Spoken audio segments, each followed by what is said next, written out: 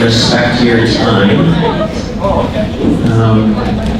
If you join me in prayer in the name of the Father, and of the Son, and of the Holy Spirit. Amen.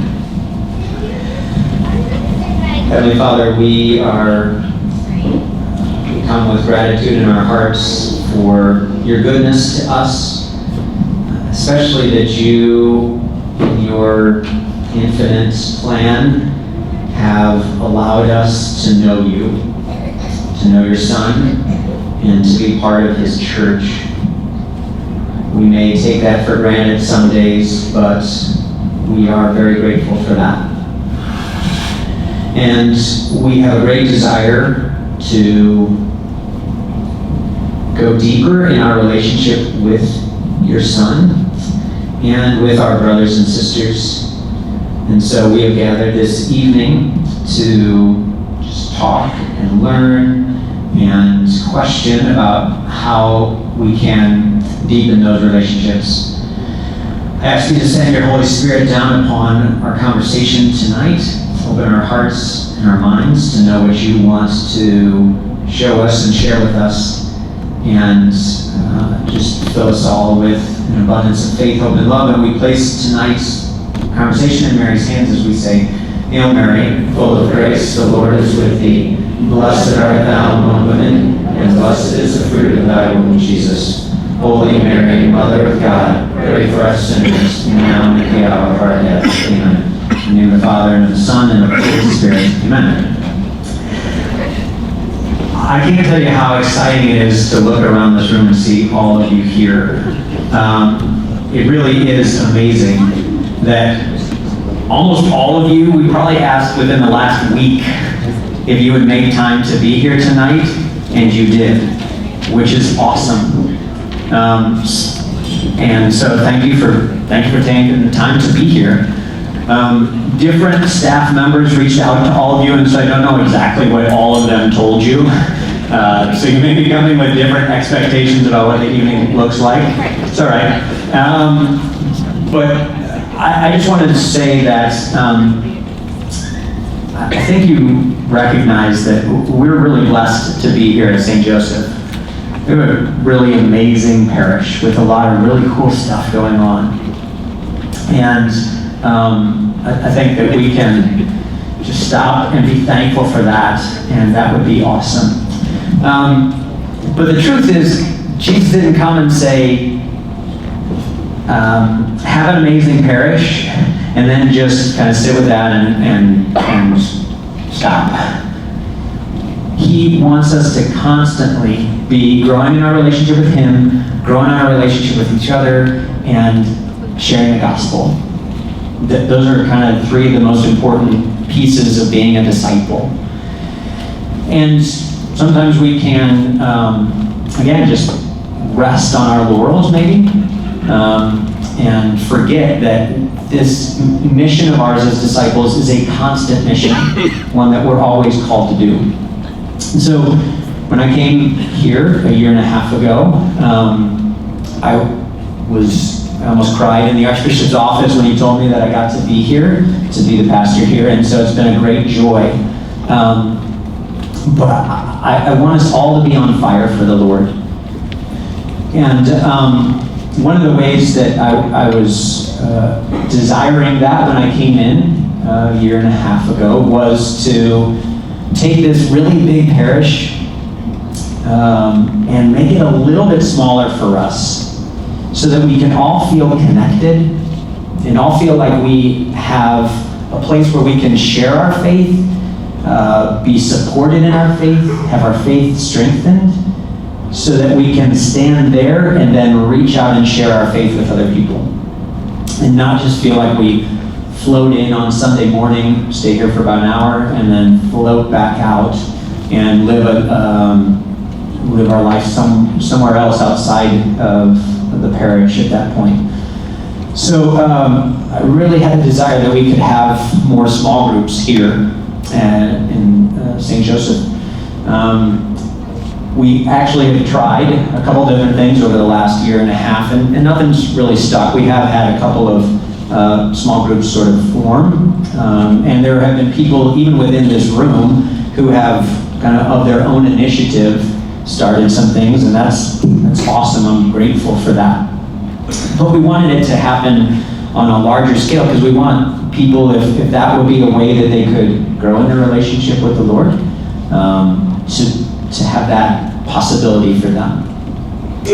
And so as part of the convocation team evangelization plan that our team that went on the convocation for the Archdiocese back in October put together, we wanted to start small groups.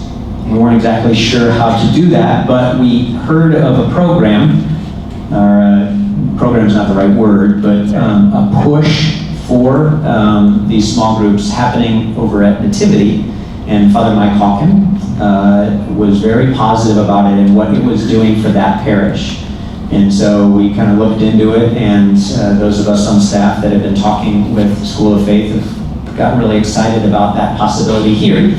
So the plan is to have a mission at the beginning of this Lent, and that mission will be sort of a springboard to starting a lot of small groups. But before we did that, we thought it might be really helpful to get a bunch of people who we thought might be good members of small groups together to sort of unveil it for you so that you have an idea, and maybe we can even start forming some of those small groups before before Lent happens. So this evening, we invited all of you. Thank you for coming. And we invited also Mr. Chad Perot, who is with the School of Faith and has been instrumental in helping to bring about what's called Project DNA over at Nativity. And we asked him to come and just share with us the vision of that and how we can implement it here at St. Joseph. And so with that, I will stop talking and hand this over to Chad. Thank you. Thank you. Thank you for having me. Just a little bit about backgrounds. Some of you might know, some of you might not. So I was a Presbyterian pastor for 10 years in a small parish in Chicago, but I was also a small groups pastor in that same role. So I've put a lot of time into this, not just with Nativity, but for many, many years prior to that. I'm obviously Catholic now, and that's a whole other story, and I won't share that. But I wanted to I kind of want to set the context right now so that all of us can understand where we are in this unique time in America in 2019. So in general, little history lesson. Prior to the 1900s, every major aspect of a child's formation was learned in the home. Okay? The family trade, if you were a farmer or a cobbler or a tradesman of any sort, was typically passed down from the father to the son. So the trade was learned in the home, the education was typically learned in the home, the catechesis was done in the home, right? Now, what happened around 1900 or 1880, technically, was the Industrial Revolution. And production in America became more important than the old traditional values, and so you have this industrial and this technological revolution. And today, what was once the responsibility of the parents has now been outsourced to other institutions since that time. So the job skills are outsourced to the workplace or to the university. Our education is outsourced to the schools, and our religion is outsourced to the church. Okay, now I'm going to share a little bit more about that because that kind of sounds weird to some of us. Not only this, but then there's also an increasing secularization. What do I mean by that fancy word? Prior to the 1900s, society was more or less believed in God. Okay, more or less they believed in God. And so when an individual was asking, what is my purpose? Their purpose was normally centered on this search or this quest to become one with God. After the 1900s, there's this secularization, philosophy's taking over, and culture has predominantly seen their existence and purpose completely void of God. So we have the Industrial Revolution, we have secularization, and it's all deconstructing the family unit. Okay, how is it deconstructing the family unit? Well, we see this rise, the secular mindset. We see the rise of contraception since the 1930s. We see the lack of children. The replacement rate in America is 1.7. In order to replace all of the jobs in America, you need a replacement rate of 2.1. In Europe, it's about 1.3. Italy, in 50 years, is going to have 30 million jobs that are not covered. Okay? There's a problem. Just from contraception.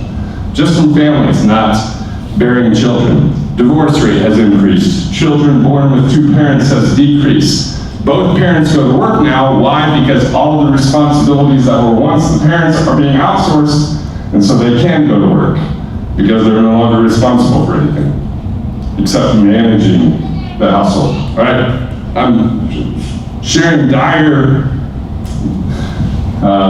Armageddon type stuff. So how has this impacted the church? Well, let's just share a little bit about what the church is, what it is, what it has been. Historically, the church has always been actually a church of small groups because it's a church of families. And the family unit is the small group. Okay? We call that, a fancy word, the domestic church. So the domestic church is a small group. And historically, you have thousands or hundreds of domestic churches that come together on Sunday.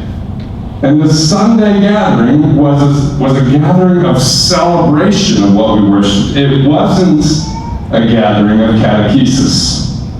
It was a gathering of celebration. So, where was the catechesis done? It was done predominantly through the domestic church, through the parents, in the home. Well, first generation passes on to the second generation. The second generation passes on the faith to the third generation. All together, they're still going to the same parents, they're still celebrating weekly, and everything was good. Now, how did they do this? How did the domestic church do this? Very simply put, first of all, you have a culture where everything is learned from the parents. So I have a struggle. One of my struggles is, man, I would love to spend more time with my kids. Well, 150 years ago, if I was working on the farm and I was farming, who was next to me? It was my son. And so in my work, I'm actually spending time with my kids. And in my education, I'm spending time with my kids. And in my religion, I'm spending time with my kids. And so in actuality, 150 years ago, they're probably saying, man, I want to not spend time with my kids. I want to get them out. All right, maybe they're saying that. But we have this Deuteronomy passage. From the very beginning, this is how faith was intended to be passed on. Deuteronomy 6. These commandments, this is right after the Ten Commandments, these commandments that I give you today are to be upon your hearts. Impress them on your children. Talk about them when you sit at home and when you walk along the road and when you lie down and when you get up. In other words, all the time. Talk about them. All the time. This is your life. Tie them as symbols on your hands and bind them on your foreheads and write them on the door frames of your houses and on your gates, so that when you live your life, whether it's work or whether it's education or whether it's catechesis, your children are living and breathing the very life of Christ. This is how it was supposed to be done. However, as I've already talked about, the domestic church has been deconstructed, it has been obliterated. The family structure is not and has not been doing what they were intended to do for at least 3 generations in America. Second or third generation. And what happens when that happens? So as the domestic church begins to shrink in its role, what has had to happen is that the parish has had to expand its role. So what was once the responsibility of parents has now become the responsibility of the institutional church. And my friends, it is not It was not designed that way, and it is not working as well as it should be. And that is not the fault of the pastors. It's the fault of the lay people who have neglected the responsibilities, and that's not their fault, because for 2 or 3 generations, they haven't seen it modeled in the home. So, anytime the shaping of our next generation is stripped out of the hands of parents, we can be sure that within a couple of generations we will have a broken system. Do we have a broken system? Let me show you some statistics. 100 million people have been baptized in the Catholic Church in the U.S. 40 million have left the Catholic Church. 30 million attend Mass on Christmas and Easter. 15 million go to Mass, but they don't do it regularly. And that leaves 15 million that attend Mass regularly each Sunday. 85% of Catholics who have been baptized don't go to Mass. Of that 15 million, 7% give the time, talents, and treasure of 95% of the church. Okay, that's you. The 7% standing here tonight. That's where we're at right now. Now, here's 50% of baptized Catholics under the age of 30 self-identify as religiously unaffiliated. And if you were born in America in the last 25 years, by the age of 23, there is an 18% chance that you will be Catholic when you hit 23. Okay, those numbers are getting worse and worse. Just to do a little comparison with Europe, this is hard to see. In Europe, people who say religion is very important is at 14%, while the US is 68%. People who attend religious services at least monthly in Europe are 31%, in the US is 64%. I could read all these statistics. What you're going to see or what you're going to hear is that the United States is well ahead of Europe in terms of our religiosity and in terms of our practice. But we are not far behind in the trends. And in another 50 years, we will be right where Europe is today, I promise you. And if you go to Europe today, this Sunday, and you walk into a Catholic church, I can virtually guarantee you it will be empty. And if it does have people, I can virtually guarantee you that 90% of them will be above 65 years of age.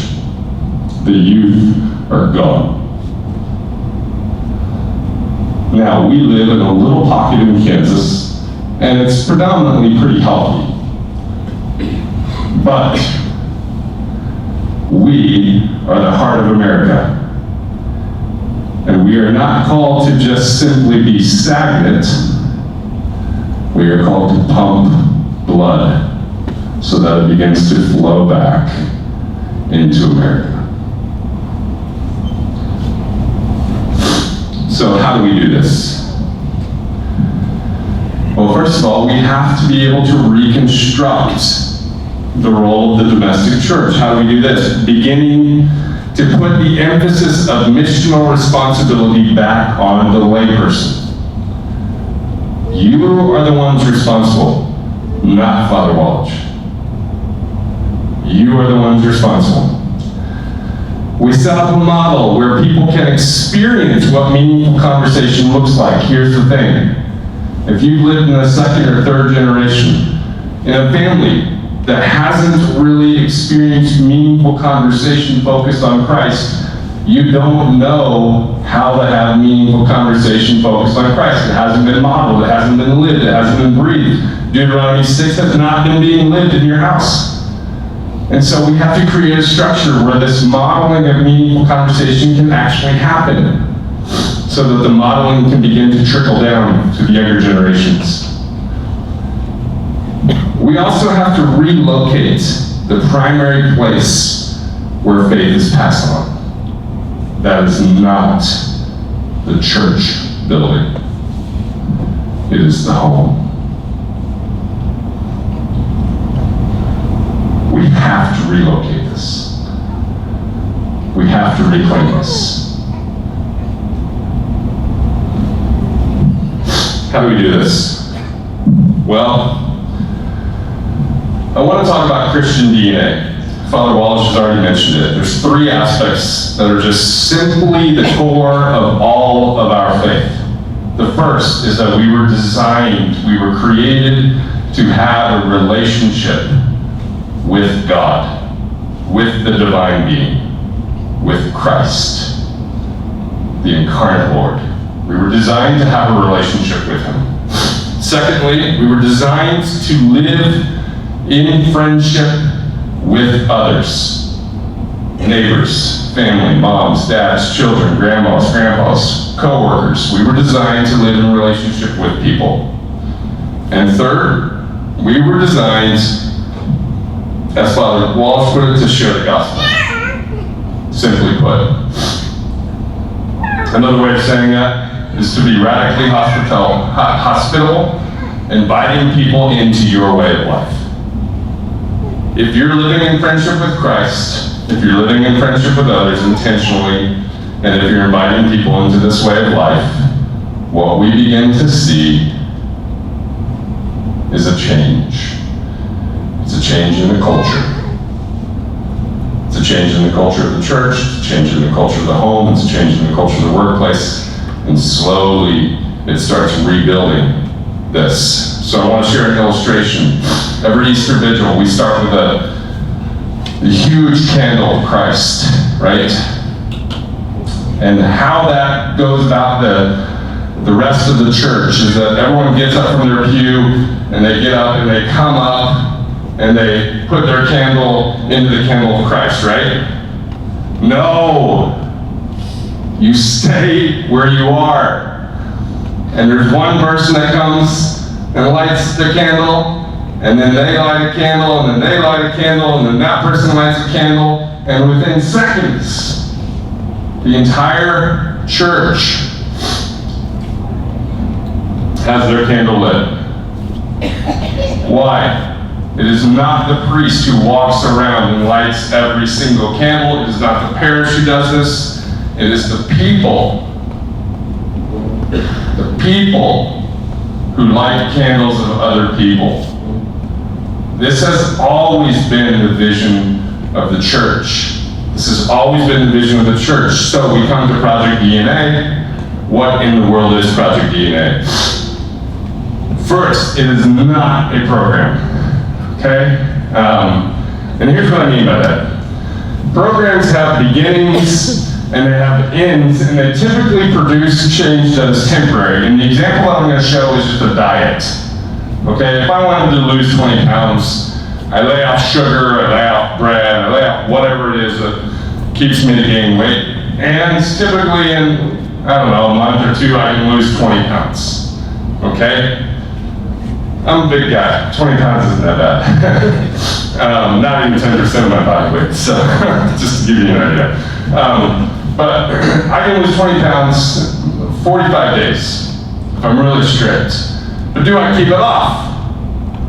Well, no. Because after the 45 days and after I've made my goal, I'm going to go back to eating what I was eating. It's happened time and time again. I think it's something like 90% of Americans that go on a diet and that lose significant weight, almost always within a year will put it back on. Okay? That's a diet. Why is it ineffective? Because diets typically don't change your way of life. It's just a temporary fix. And to me, that's kind of the idea of a program. A program is just a temporary fix. Is it effective? Yes, it is. It's very effective for a time. But it doesn't change the way of life of the culture. So that's why we're not a program. Rather, think of DNA like a social structure. Okay? It's a social structure where it empowers lay people, it reinfuses the Christian DNA to have meaningful conversation focused on Christ in homes, and it's designed to grow organically. How? Why do we want to do this? Because the church is only as healthy as the commitment and involvement of its lay people. It is only as healthy as that. All right, so I'm going to just bring this whiteboard up here, and I'm going to draw kind of a little diagram of how Project DNA works, and then I'm going to allow you all to ask floods of questions.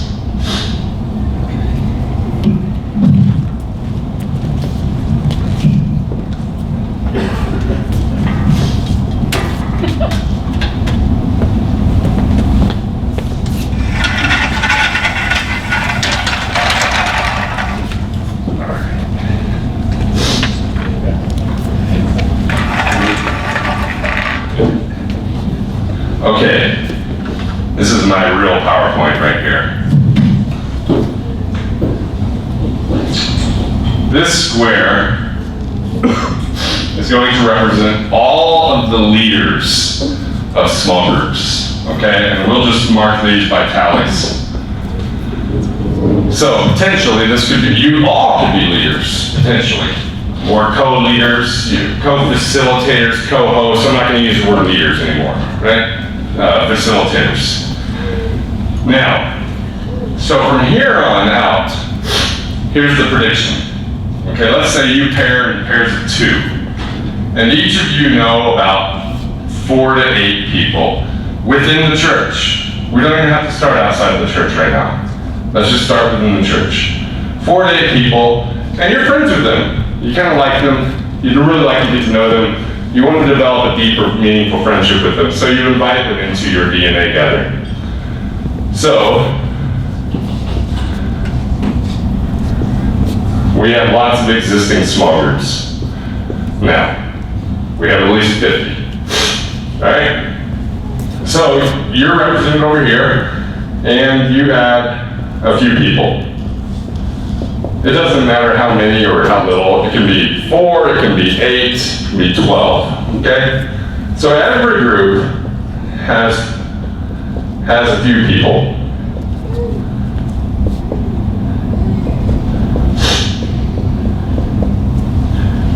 Father Wallich mentioned something earlier. He said, he didn't say it this way, but I'll say it this way.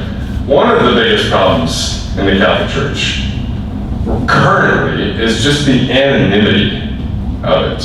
You can go into a building and never be known or loved or cared for other than through Christ and the Eucharist, of course, that. But really no other people know you unless you're really, really intentional. It's very hard to break into that, okay?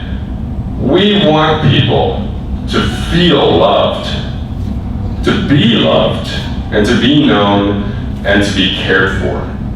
And you can't really do that at Mass. Mass was not designed for that. It never was designed for that. But you can do it through breaking down the church into smaller groups, okay? So, you have these networks of people, all right? Within these networks of people, you, the group itself, can always invite people into the group anytime they want. There's never a time when you can't invite someone into a group.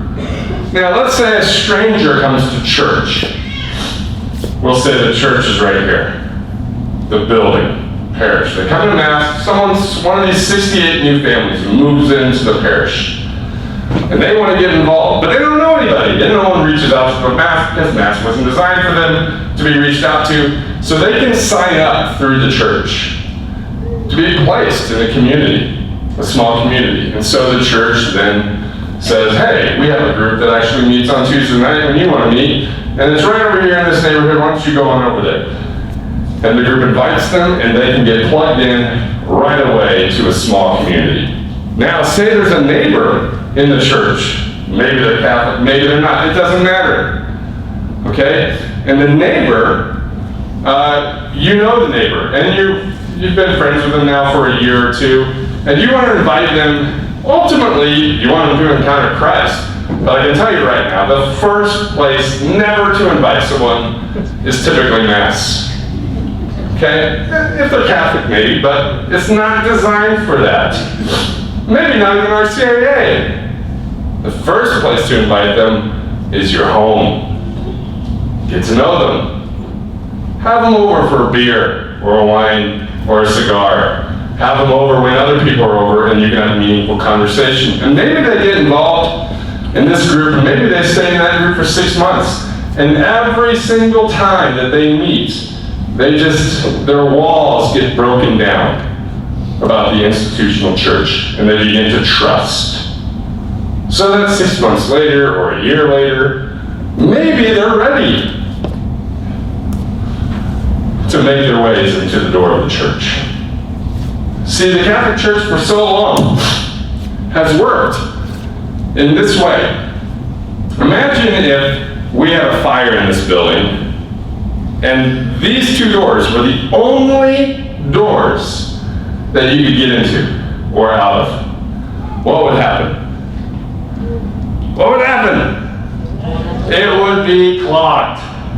Okay, people would be fighting over each other. All right, now imagine if we distributed those doors and put 17 doors around the place. Everyone's nice and peaceful, walking out their doors in order. Okay? If we only have one entrance into the church, one entrance, which has historically been, I would argue for the last 100 years, through the pastor, through the RCAA. Okay? Still is that in some ways, but if we only have that one entrance, you're not going to get very many people coming into the church. And guess what? We don't.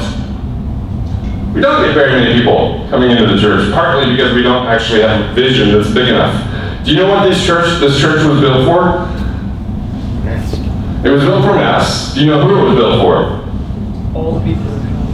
It was built for all the people of Shawnee. No, it wasn't. It was built for the 7% of the baptized Catholics who come to Mass. It was built for the 7%. Can you imagine if the church was built for Christmas and Easter? Because that's what it should be built for. Because all the people that come at Christmas and Easter should be in the pews. And our churches are too small for that. Because we don't think big enough. We're content with mediocrity.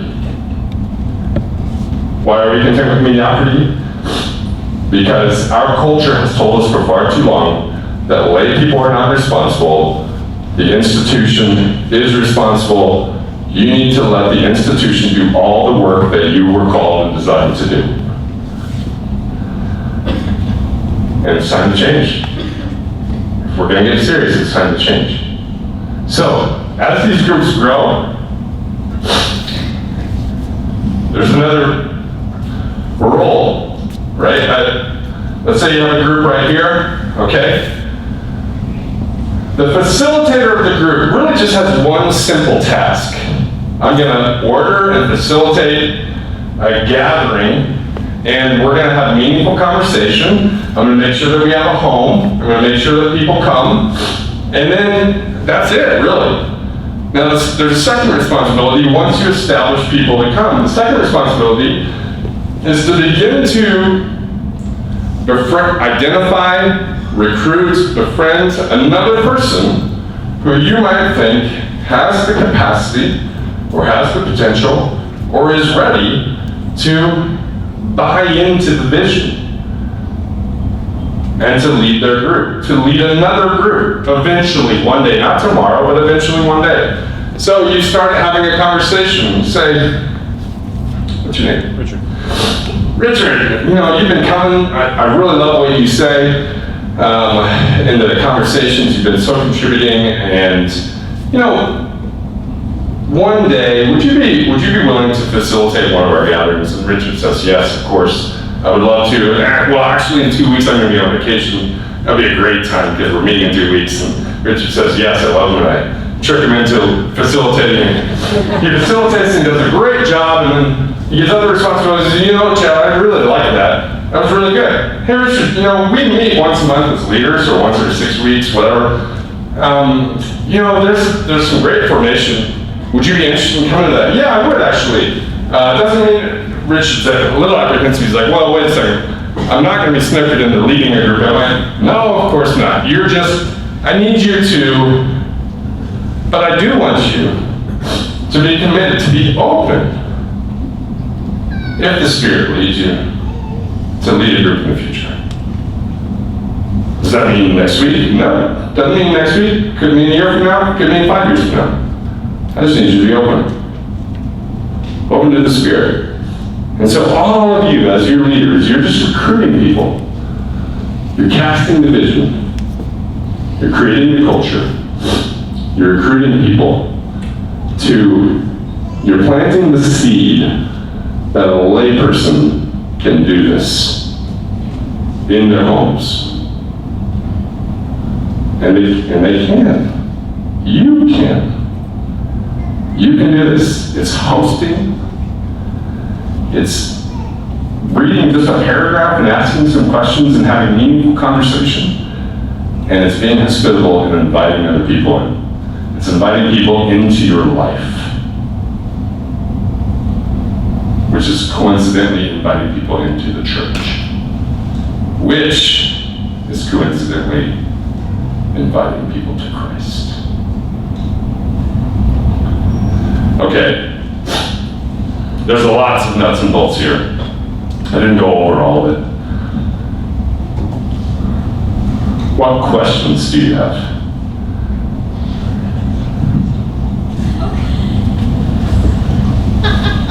Right over here. Are there materials available? Yes, there are materials available. School of Faith provides an exhaustive amount of materials that you can use, all of the leaders can use for their discussions. How does this differ from the Cursillo movement? I don't even know how the Cursillo movement, I know the Cursillo movement is, well, okay.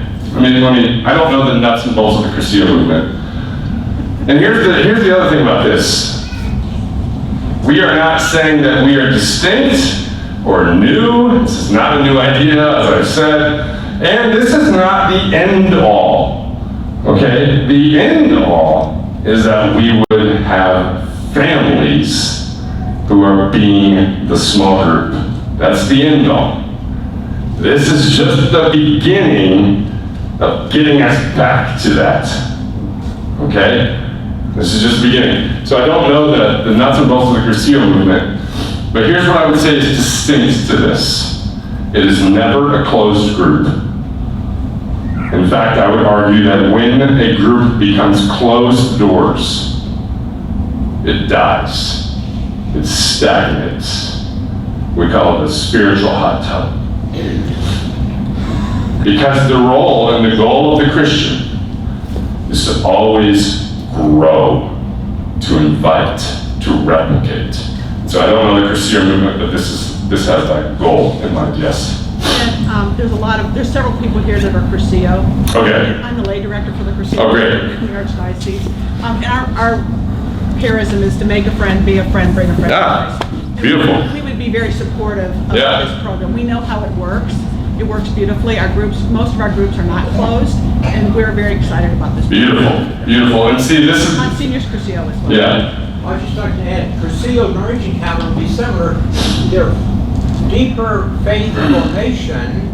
It's just a good thing for the future. But Right. Marriage Encounter is to make good marriages better. yep, Cursillo is have committed Catholics become better and evangelize. right.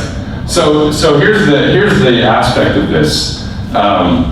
You know, if you have a franchise business, if you have one McDonald's on the corner, and then the other corner down the street becomes the popular corner, do you start directing people down the street to the existing McDonald's, or do you build a new McDonald's? Well, you typically try to, there it goes. You typically try to build a new McDonald's, right? You franchise out. So you can have multiple small groups, multiple Cursillo movements, multiple DNA projects, multiple anything. You don't even have to be a part of Project DNA, because here's the thing. What we're teaching is principles. Principles of infused DNA, of the infused Christian life. So I don't care how you do it. All we care is that you're living intentionally in relationship with Christ, you're living intentionally in relationship with others, and you're inviting others into this way of life, which is very much sounds like what the Cursillo movement is doing, which is the same principles. Yes. Okay, question here, then here, then here. I got two. Okay. Okay, when you have, you talking about the group, are kids invited or is it just adults? Yes, they can be. Okay, so this is the thing. You can have, if you want it to be men, it can be men. If you want it to be women, it can be women. If you want it to be couples, it can be couples. If you want it to be families, it can be families. It doesn't have to be once a week. It doesn't have to be twice a month. It can be once a month. It's up to you all. It's principle based. So it depends on the group and how it's created. But yes, you can have kids. The other question? My other question, when you were talking about recruiting somebody to be a leader, again, you said something like, yeah, we meet once a month. I mean, what are the leaders called to do? Okay, yes. So the leaders. So here's how Father Scott and I have worked this out, just to kind of get the culture going. Okay, we've decided that once a month for the next 6 months, we would all meet. Anybody who commits to wanting to host and be facilitators would meet once a month for the next 6 months. Then we would just reassess where we're at, make sure you're all comfortable, you have your feet wet, and then it might be once every 2 months or whatever. But it's just trying to give you all an opportunity, like a night like this, to kind of give feedback to one another. Hey, what's working, what's not working? Let me teach you some further skills, etc. So that would be the commitment right now. And honestly, yeah, I'll leave it at that. Oh, plus, okay, February 8th is a training date. February 8th is a Saturday from 9 till 1, okay? It's just a crash course. Here's the few principal basics. Okay, now we're going to try to record that too, but February 8th, and then 6 meetings for the next 6 months. On top of whatever you want to create on your DNA group. Question, there was a question back here? Okay, question over here? Yeah, about the materials center. Are all the groups given like topics, the same topic in a month or 2 months, that they can talk about, so if, somebody in my group talks to somebody else in another group, they kind of know what's going on. Right. We are not going to mandate that. So we already have, so for example, School of Faith has a Beatitude series, we have a Sermon on the Mount series, we have a Seven Deadly Sins series. We also have a Rosary podcast that does a rosary every single day for the last year and a half. So we have about 400 reflections on this Rosary podcast. And we've put about 20 of those in question format for these particular types of home groups. So it's not necessarily, it's not driven by content. That's the other thing that I want to make this emphasis clear. This is not content-driven Bible study. This is a principle of how to live a way of life. So that by the end of it, so that the goal is, regardless of content, you can take anything, any material, and you can have really good conversation with anybody through meaningful questions. However, it's really good to have content that's focused directly on Christ, and that's what we're going to talk about. It's not a Bible study either. So here's the other thing. Lots of systems work like this, where you have a Bible study and then you got to go and you got to read all this and answer 22 questions, and oh crap, I didn't do my homework this week, and so I don't really feel comfortable in going this week, and now I'm 2 weeks behind, and now I'm not going to go because they're all going to judge me. Okay? That's one aspect of the Bible study. The other aspect of the Bible study is there's always Joe Schmo who thinks he knows everything, and he just can't shut up because he thinks he has to be a teacher. Okay? That's the other thing, and so it creates intimidation. This has no homework. It's all self-contained. You go to a group, you look at the questions yourself, you ask them, you talk. It's designed to take 45 minutes to an hour. It's low entry point. Anybody should be able to come, and anybody can come. It's not a Bible study. Yes, there will be Bible passages that people use, but it's not the traditional way of understanding a Bible study. And I'm not saying that there's anything wrong with the Bible study, by the way. It's just not designed for that. Okay? Other questions? Yes, sir. Here and then here.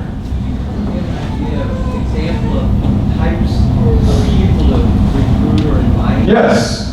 Can you give an idea or example of types of people to recruit or invite? Anybody. Okay?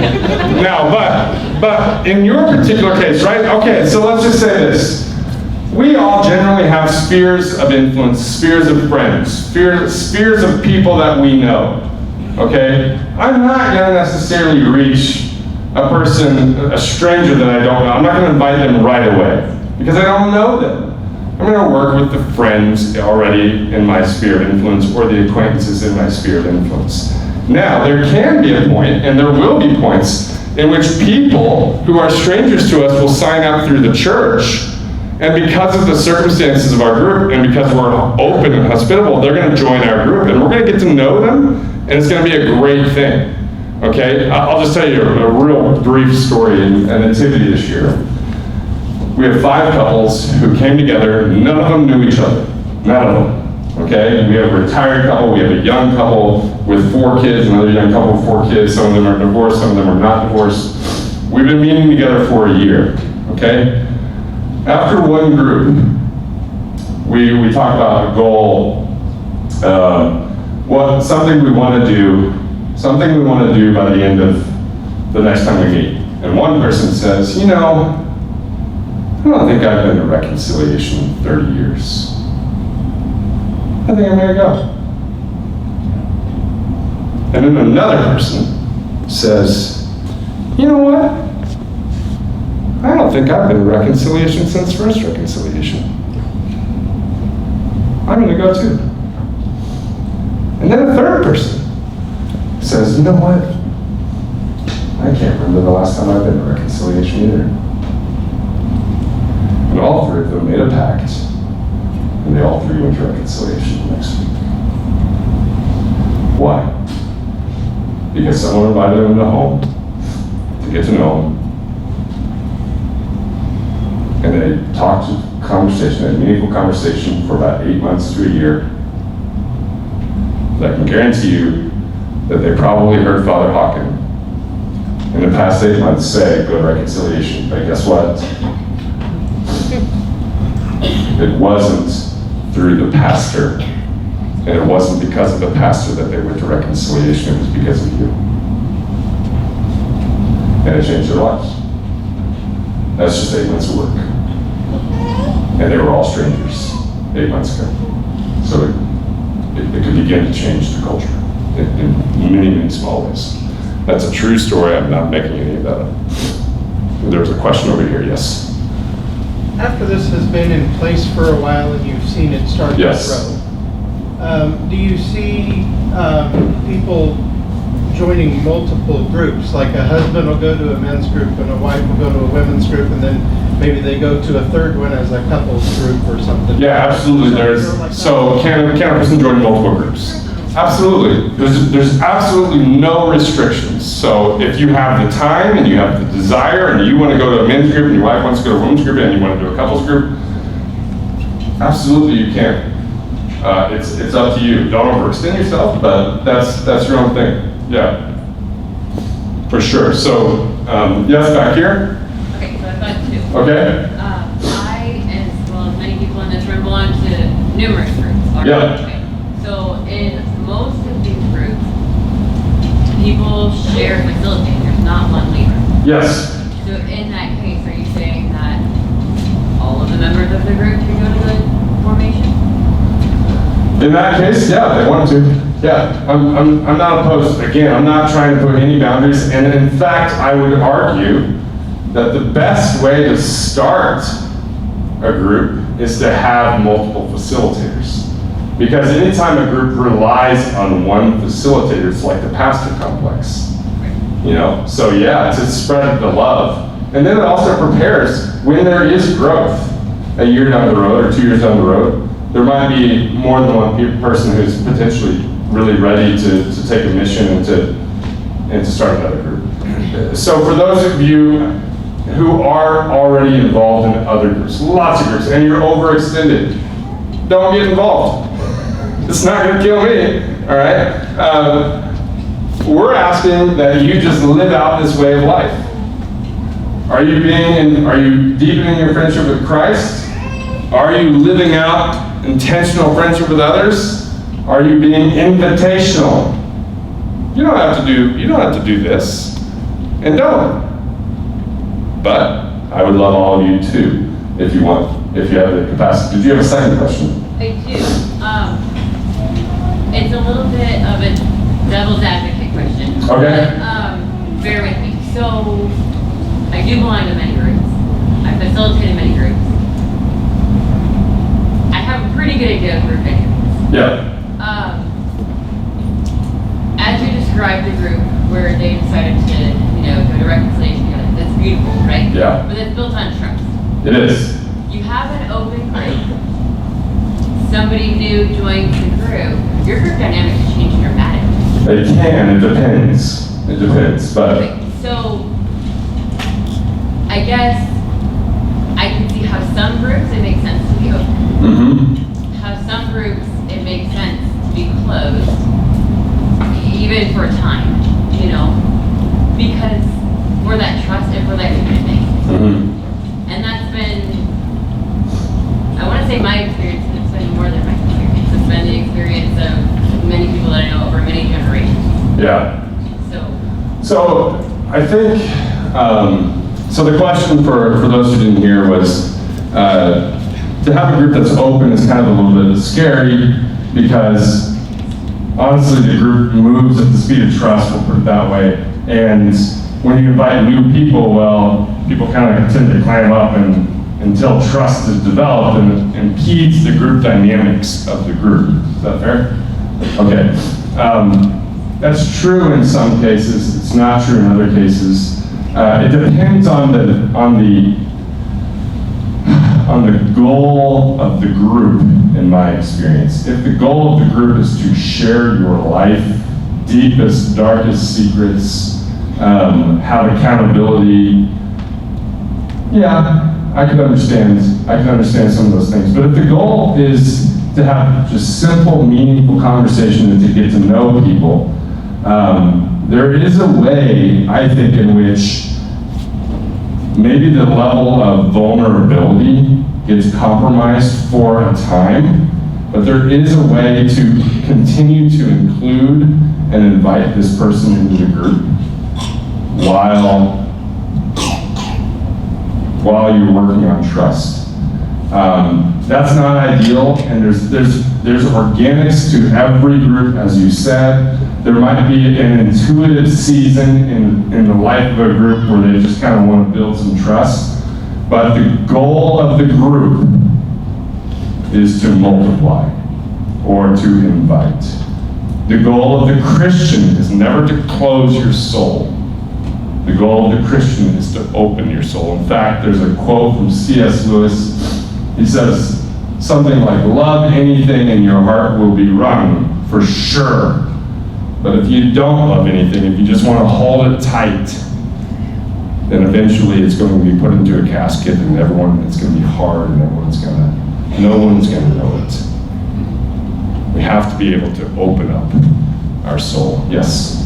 So, sometimes we people overthink things. So, Yeah. and I don't know if this is going to be a statement or a question, so just bear with me. In simplistic terms, isn't this just about a bunch of people sitting around chit-chatting about how much they love God and trying to get other people to love God too? Yes. And so in that arena, I suppose, most people know I'm in AA, so Okay. I got stuff. And most people here in this room have heard it. I'm not shy, and I'm not embarrassed, and whatever. And I understand what the gal over there was saying, Yes. but these groups aren't really about me. It's Right. really about you. Right.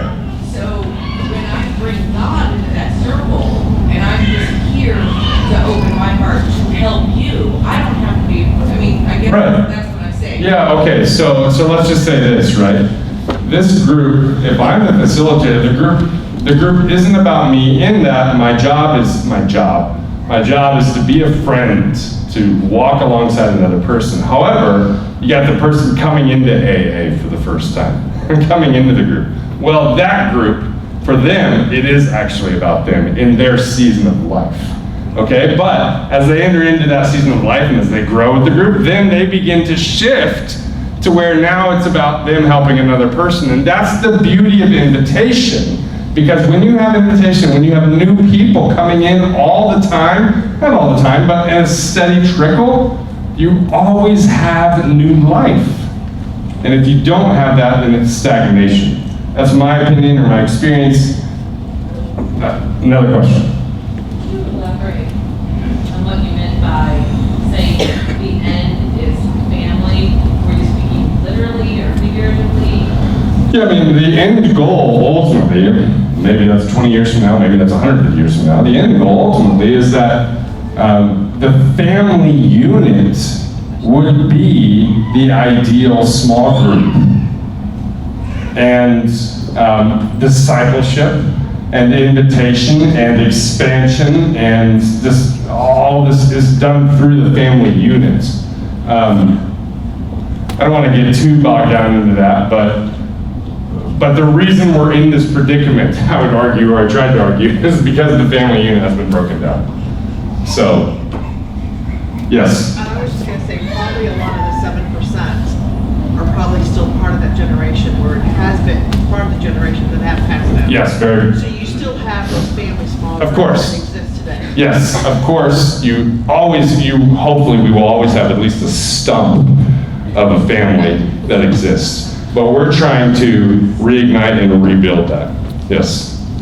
Yes? So in a family environment, or even if I'm inviting friends over for dinner, and if I do it on a regular basis, some weeks some people come, some weeks Yeah. some people don't come. Correct. It's just the in and out of it.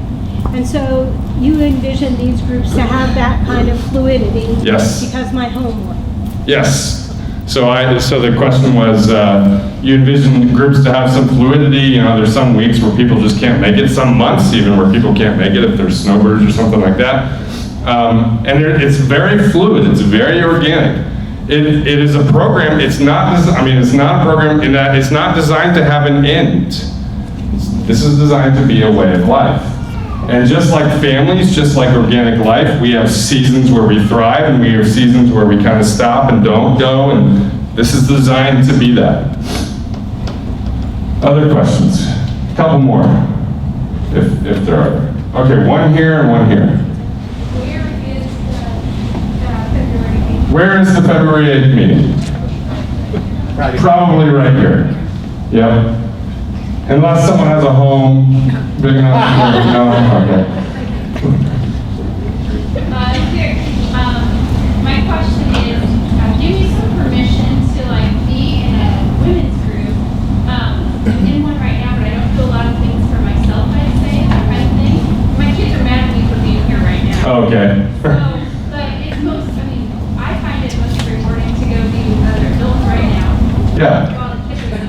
I don't know if this is really a good question, but you see where I'm going. I'm like, how can I go do this for me, or my husband do it for him, and then bring it back home? Maybe it's getting back into that. Yeah. Okay. Great question. Okay. So the question was, how can she go do it for her, kind of as an adult, and then maybe bring it back to the kids and the family, which is a goal. So let's just one example. You know, if you don't have a faith life in the home, and what I mean by that is, you know, hopefully we all go to mass and we take our kids to mass, but are we praying every night? Not just vocal prayer, but are we, like my kids, I have two daughters, 10 and 7, and we do the examen almost nightly, okay? As a family, okay? We read scripture once or twice a week. We'll do a decade of the rosary once or twice a week, but every night that I or my wife are home, we have at least 15 minutes of prayer and conversation together. And we also have conversations at the dinner table, particularly when we're all around, okay? Very focused conversations, even just simple as, hey, what was your high today and what was your low today? Or we have discussion card questions, and we just ask one question and we go around, and then everybody has to ask a follow-up question to the person who shared. Okay, these are just very intentional ways of doing this in the family structure. You learn these in many ways. You learn these because you do this in small groups in a DNA setting with other adults, and there's nothing that stops us from doing the same thing and modeling it in our home with family. That would be a perfect example. Yes, question here? Following up on that, you said you have families that do this together too, right? Yes. Like 4 or 5 families that. Yeah, we have 4 or 5 families. Jenny Puntwig, who does a great job of sharing this, they just do a nightly rosary on Sunday night. For 30 minutes, they call people over, they have 30 minutes, family freaking chaos. Kids running around, 25 kids running around, they go through the rosary, they pray it, and then they leave. And some kids, this is the neighborhood, so some parents come, they have their monitor as they're listening to their kids at home across the street sleeping, okay? It creates a habit, and the habit of meeting together, even though there might not be really great meaningful conversation during a time, it creates this community where eventually there is meaningful conversations. It's all about intentionality. Okay, that's it. So here's what I'm gonna implore you all. If you are not sold on this, that is fine. However, if you are not sold, but you're very intrigued and you still want to come to the February 8th training, please come. If you are sold on this and you want to come to the February 8th training, please come. If you are sold on this and you can't come to the February 8th training for some reason, please still sign up, whatever that looks like, and we will get you rolling and included. Okay? Anything that you want to finish off with, Father Welch? We are handing out pieces of paper and slips for you to write down your name and your info. And when you finish that, as you leave, bring it up to this central table right here. Thank you very much for your patience tonight. I'm very encouraged by your presence. Thanks, Dad.